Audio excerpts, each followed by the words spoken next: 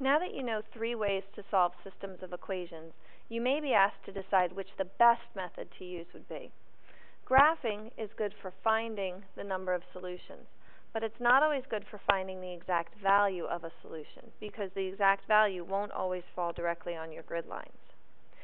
Substitution is good to use in situations where you're either given an x equals or y equals equation, or you can create an x equals or y equals equation. And elimination is good to use if one of the variables has the same coefficients, or if you can multiply and create the same coefficients.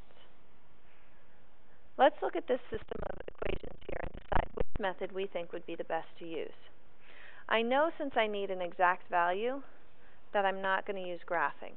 Graphing won't give me an exact solution, so that's not what I want to do. That leaves me with substitution or elimination. In substitution, I know that if I can create an x equals or y equals equation, that I can use substitution.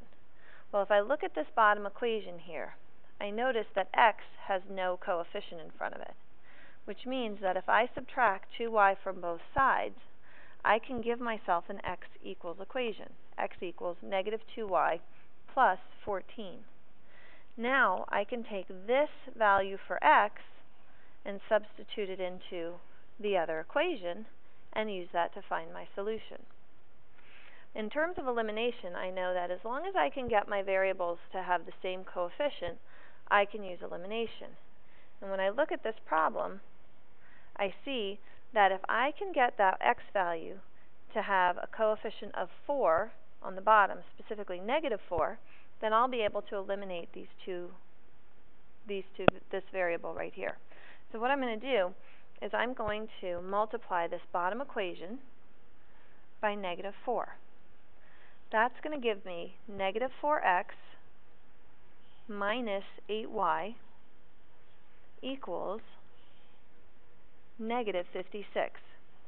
Now, if I'm going to use elimination, I just need to take this other equation, the first one, and write it directly below that. I'm not going to change anything in this equation, because I only change one equation when I do elimination.